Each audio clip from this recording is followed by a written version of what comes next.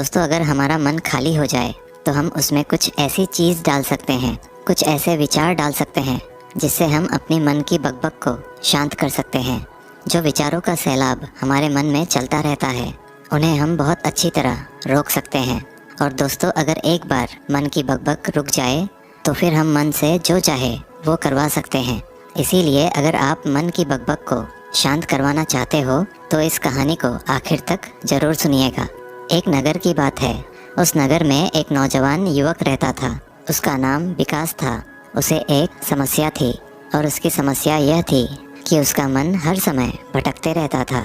उसके मन में हर समय कोई ना कोई नकारात्मक विचार चलते रहते थे। उसके मन की बकबक कभी शांत नहीं होती थी। वो जब भी कुछ सोचकर करता तो कुछ अलग ही कर देता। कभी वो अपने अतीत के बारे में सोचकर पछताता था कि काश मैंने उस काम को, उस समय को कुछ ऐसा कर दिया होता, उस काम को वैसा कर दिया होता। या फिर वो अपने भविष्य के बारे में सोचता रहता और डरता रहता कि कहीं भविष्य में ऐसा हो गया तो क्या होगा, कहीं मैं असफल हो गया तो क्या होगा, अगर मुझसे कोई गलती हो गई तो लोग मेरा मजाक उड़ाना शुरू कर देंगे। और ऐसे ही कई सारे नकारात्मक और असफलता से भरे विचार उसके मन में आते रहते थे। विकास हमेशा ही अपने विचारों में खोया रहता। वह अपने विचारों से मुक्ति पाना चाहता था। विकास चाहता था कि उसके मन में कोई भी फालतू विचार कभी भी ना आए, लेकिन हर समय विचारों का सैलाब उसके मन में उठता ही रहता। इसीलिए जीवन में वो बहुत परेशान हो गया था। फिर एक दिन उसे किसी ने बताया कि यहाँ पास के ही जंगल में एक बौद्ध भिक्षु रहते हैं।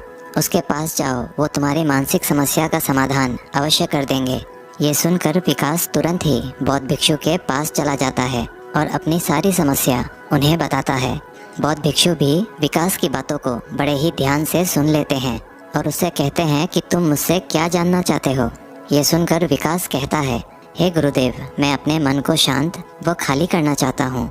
मैं आपसे ये जानना चाहता हूँ कि मन को खाली व शांत कैसे करते हैं। मेरा मन हर वक्त विचारों से भरा रहता है। मेरा ध्यान एक जगह लग ही नहीं पाता है, जिसके कारण मेरे हर काम में समस्या आ जाती है। मैं एक चीज़ करता हूँ तो नकारात्मक विचारों के कारण दूसरी चीज़ पर पहुँच जाता हूँ। मेरा मन एक जगह ठहरता ही नहीं है और यूं ही हर दिन मेरे मन में हजारों विचार चलते रहते हैं। और ये कब होता है, क्यों होता है, मुझे कुछ पता नहीं चलता। बहुत देर बाद मुझे एहसास होता है कि मैं क्या करने बैठा था और मैं क्या कर रहा हूँ। गुरुदेव, मैं अपने मन को विचारों से खाली कर देना चाहता हूँ। मैं चाहता हूँ कि मेरे मन में एक भी विचार ना आए। जब मैं चाहूँ तभी मेरे मन में विचार आए। फिर बौद्ध भिक्षु ने कहा, किसी समस्या का समाधान तभी निकाला जाता है जब हम उस समस्या की जड़ तक पहुँच जाते हैं, समस्या को ठीक से समझते हैं और जानते हैं। आगे बौद्ध भिक्षु कहते हैं, जिस मन को तुम खाली करना चाहते हो, क्या तुमने उस मन को कभी भी थोड़ा बहुत भी समझा है, जाना है? ये सुनकर विकास ने कहा कि महाराज, मैंने अपने मन को जानने की बहुत कोशिश की है, लेकिन मैं जितना इसके बारे में जानता हूँ, मेरा मन उतना ही रहस्यमय हो जाता है।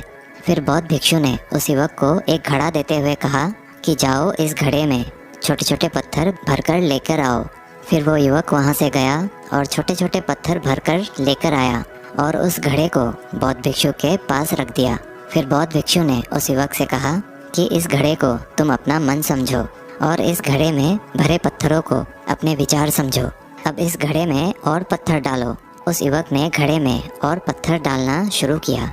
क्योंकि घड़ा पहले से भरा हुआ था, एक दो पत्थर डालने के बाद बाकी सारे पत्थर नीचे गिरने लगे। फिर बौद्ध भिक्षु ने उस युवक से कहा, रुको ज़रा, ध्यान से देखो। अब घड़े में पत्थर नहीं आ रहे हैं, बल्कि पत्थर नीचे गिर रहे हैं। क्योंकि ये एक घड़ा है, जो इसमें आ सकता था वो आ गया। अब इसमें और पत्थर नहीं आएंगे। अगर दूसरे पत्थर डालने हैं तो पहले वाले पत्थरों को निकालना होगा। ये सुनकर उस युवक ने कहा, गुरुदेव, मैं आपकी बात समझ गया हूँ कि आप मुझे क्या बताना चाहते हैं। हमें अपने मन को विचारों से ही खाली कर देना चाहिए। विकास की ये बात सुनकर बौद्ध भिक्षु मुस्कुराने लगे और कहा, पहले मेरी पूरी बात तो सुन लो, उसके बाद मन को खाली कर लेना। फिर बौद्ध भिक्षु ने उस युवक को कहा कि हमारा मन एक घड़े के बिल्कुल उल्टा है। क्योंकि घड़े को तुम पत्थरों से भर सकते हो, लेकिन मन को विचारों से नहीं भर पाओगे, क्योंकि मन तो हमेशा खाली रहता है। ये सुनकर उस युवक ने कहा, गुरुदेव, मुझे आपकी बातें कुछ समझ नहीं आ रही है। मन अगर खाली रहता है तो फिर हम उसे खाली करना क्यों चाहते हैं? फिर मन को खाली करने की क्या ही आवश्यकता है? फिर बौद्ध भिक्षु ने उससे कहा कि इस घड़े से एक एक करके पत्थरों को बाहर निकालो।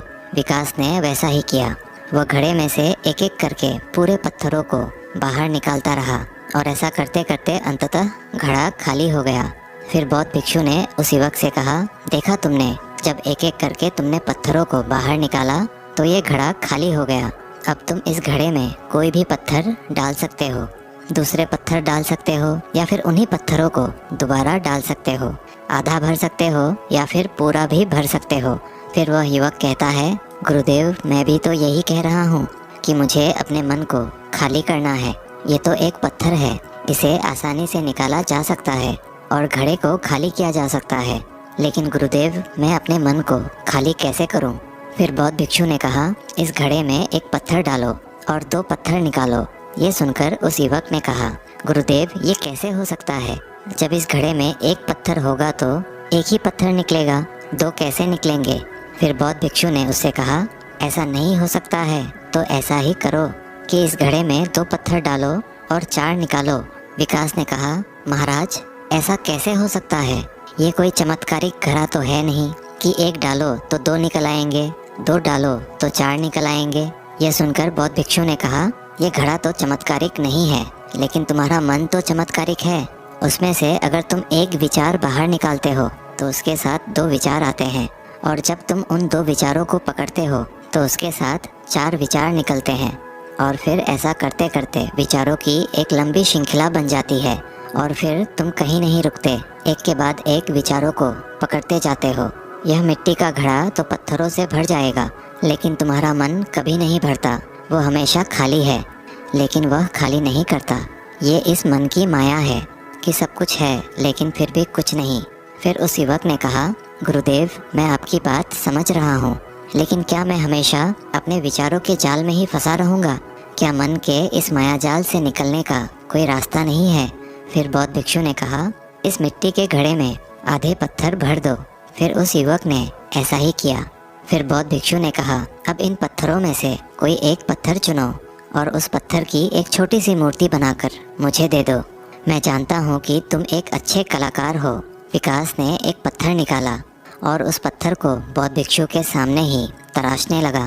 पत्थर को तराशते वक्त उसे लगा कि ये पत्थर अच्छा नहीं है। फिर उसने दूसरा पत्थर घड़े से निकाला, लेकिन उसे वो पत्थर भी पसंद नहीं आया।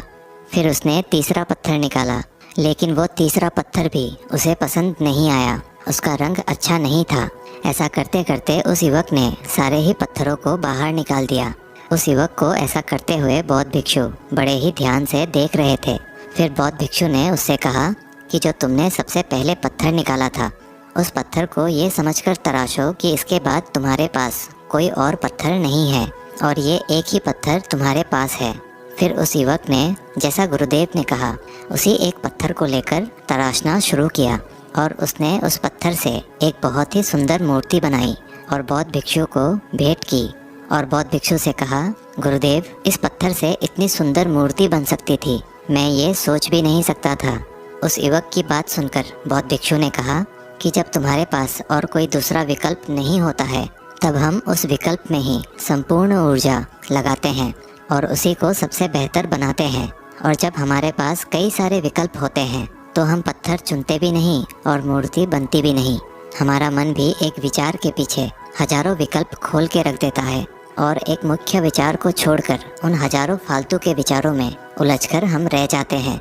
फिर उस युवक ने कहा, गुरुदेव, मैं आपकी बातों को बहुत अच्छे से समझ गया हूँ, लेकिन अब मुझे क्या करना चाहिए?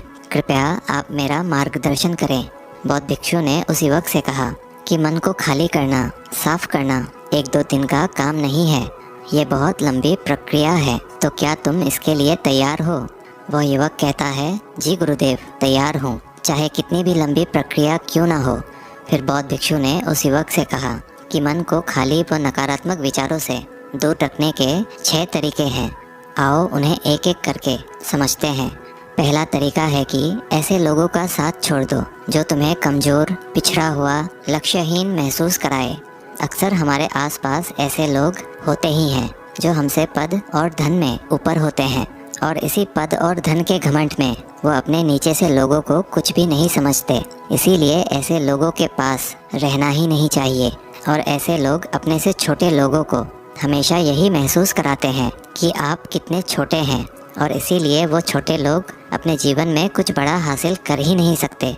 इसके अलावा कई बार हमारे मित्र और घर परिवार के सदस्य भी ऐसे होते हैं जो अक्सर हमें छोटा महसूस कराते हैं, हमें नीचा दिखाने की कोशिश करते हैं, लोगों के सामने हमारा मजाक बनाते हैं। तो ऐसे लोगों से जितना दूर हो सके उतना दूर रहो। ये लोग ऐसे होते हैं कि तुम्हारी नज़रों से तुम्हारी गरिमा को दूर करके तुम्हें लक्ष्यहीन बनाते हैं, और फिर तुम्हें खुद की काबिलियत पर शक होना शुरू हो जाता है। तुम्हारे अंदर खुद के प्रति नकारात्मक भावनाएं आ जाती है, और ये नकारात्मक विचार तुम्हें मानसिक तनाव और चिंता की ओर ले जाते हैं। फिर बौद्ध भिक्षु दूसरा तरीका बताते हुए कहते हैं कि तुम बहुत ही कम और चुनिंदा लोगों को ही अपना मित्र बनाओ। ऐसे लोगों को ही अपना मित्र बनाओ जिससे तुम कुछ सीख सकते हो, जिनकी तुम इज्जत कर सकते हो, जो तुम्हारी भावनाओं को समझ सके, जिनकी सोच तुमसे मेल खाती हो, जो जीवन में तुम्हें आगे बढ़ने में सहायता करे। हमारे जीवन और चरित्र में हमारे माँ बाप के बाद हमारे मित्रों का ही सबसे ज़्यादा योगदान होता है। इसीलिए मित्रों का सही होना भी बहुत आवश्यक है। ऐसा कहा भी जाता है, तुम उन 5 लोगों का प्रतिबिंब हो जिनके साथ तुम सबसे ज़्यादा वक्त बिताते हो। अगर तुम्हारे आसपास के 5 लोग जिनके साथ तुम सबसे ज़्यादा वक्त बिताते हो वे ईमानदार हैं, तो तुम भी धीरे धीरे ईमानदार होना शुरू कर दोगे। और अगर वो 5 लोग अमीर हैं तो तुम भी धीरे धीरे अमीर बनना शुरू कर दोगे। कहने का अर्थात यही है कि तुम वैसा ही बन जाते हो जिस तरह के लोगों के साथ तुम अपना समय व्यतीत करते हो। किसी महान दार्शनिक ने कहा था कि तुम मुझे किसी भी इंसान के मित्रों से मिलवा दो, मैं उसके मित्रों को देखकर उस इंसान का भविष्य बता दूंगा। हमारी सबसे बड़ी समस्या ये है कि हम लोगों को ना नहीं बोल पाते हैं। जिन लोगों के साथ हम रहना पसंद भी नहीं करते हैं, ना चाहते हुए भी हमें उन नकारात्मक लोगों के साथ वक्त बिताना पड़ता है। इसीलिए सबसे पहले हमें अपने ज़िंदगी में उन लोगों को ना कहना आना पड़ेगा जिनके साथ रहकर हमें लगता है कि ये हमारी ज़िंदगी ख़राब कर रहे हैं। अगर ये हमारे ज़िंदगी में ना हो तो शायद हम ज़्यादा खुश रहेंगे। बौद्ध भिक्षु आगे कहते हैं, तीसरा तरीका है कि तुम कभी भी अपना अतीत नहीं बदल सकते, लेकिन तुम अपना भविष्य अवश्य बदल सकते हो। इसीलिए तुम्हें पूरी तरह से वर्तमान में रहते हुए उन चीज़ों पर, उन कामों पर ध्यान दो जो तुम्हारे नियंत्रण में है, जिन्हें तुम आज कर सकते हो, अभी कर सकते हो। बौद्ध भिक्षु कहते हैं, मेरी एक बात हमेशा याद रखना, केवल वर्तमान में रहकर भविष्य को संवारा जा सकता है, अतीत में रहकर नहीं। इसीलिए वर्तमान में जीने की आदत डालो। चौथा तरीका है कि तुम स्वस्थ और पौष्टिक खाना खाओ। हमारा शरीर ऊर्जा से चलता है, और हम जैसा खाना खाएंगे वैसी ही ऊर्जा हमारे शरीर को मिलेगी। अगर हमारा शरीर स्वस्थ नहीं रहेगा तो हमारा मन स्वस्थ कैसे रहेगा? जब शरीर कमज़ोर व बीमार रहता है तो मन में कई सारे नकारात्मक विचार आते हैं, और स्वस्थ शरीर में स्वस्थ दिमाग का वास होता है। इसीलिए शरीर को स्वस्थ व मजबूत रखना हमारी जिम्मेदारी है। बौद्ध भिक्षु कहते हैं कि 5वां तरीका यह है कि रोज़ ध्यान करो। ध्यान करने का सबसे उपयुक्त समय सुबह या फिर रात को सोने से पहले होता है, लेकिन अगर तुम्हें ध्यान में गहरा जाना है तो सबसे उपयुक्त समय रात का ही होता है। रात में सोने से पहले ध्यान करने से नींद में भी सुधार होता है और बहुत गहरी नींद आती है। ध्यान करने के लिए तुम अपनी सांसों पर ध्यान केंद्रित कर सकते हो, या फिर तुम अपने मन में उठने वाले विचारों पर भी अपना ध्यान केंद्रित कर सकते हो। मन में उठने वाले विचारों पर ध्यान केंद्रित करने से ध्यान करने वालों का ज़्यादा फायदा होता है, क्योंकि इसमें आसानी से गहरे ध्यान में उतरा जा सकता है। अगर तुम ध्यान नहीं कर सकते हो तो रोज़ खुद के साथ अकेले में वक्त बिताओ। खुद के व्यवहार को समझो, देखने की कोशिश करो कि मन में किस तरह के विचार उठ रहे हैं और क्यों उठ रहे हैं। बौद्ध भिक्षु आगे बताते हुए कहते हैं, छठा तरीका है कि तुम नए नए जगह घूमने जा सकते हो, क्योंकि एक पुरानी कहावत है कि एक लंबी यात्रा आपको 100 किताबों के बराबर ज्ञान देती है। गौतम बुद्ध अपने जीवन काल में 9 महीने लगातार घूम रहे थे। उनके भ्रमण करने का यही कारण था कि नए नए जगह जाने से ज्ञान की प्राप्ति के साथ साथ मन को एक नयापन भी प्राप्त होता है। नई जगह घूमने जाने पर हमारा मन उत्साहित रहता है। फिर बौद्ध भिक्षु कहते हैं, मन के जाल में कभी मत फंसो। मन को खाली करने की कोशिश मत करो। जीवन में ध्यान करना सीखो। अपने ध्यान को केंद्रित करो। अपने ध्यान में एकाग्रता लाओ और जीवन में जो कर रहे हो उसे पूरी मेहनत के साथ अंतिम समझ कर करो। उस काम को ऐसे करो कि उसके बाद तुम्हें और कुछ नहीं करना है। और जब फिर दूसरे विचार पर कार्य करो तो बस उसी पर कार्य करो, किसी तीसरे विचार पर नहीं। मन के मायाजाल से निकलना इतना आसान नहीं, लेकिन ध्यान करने से सब कुछ पाया जा सकता है। दोस्तों, आशा करते हैं आज के इस कहानी से आपने ज़रूर कुछ ना कुछ मूल्यवान सीखा होगा। कहानी अच्छी लगी हो तो वीडियो को एक लाइक और चैनल को सब्सक्राइब ज़रूर कर दीजिएगा। मिलते हैं अगले वीडियो में, तब तक के लिए धन्यवाद।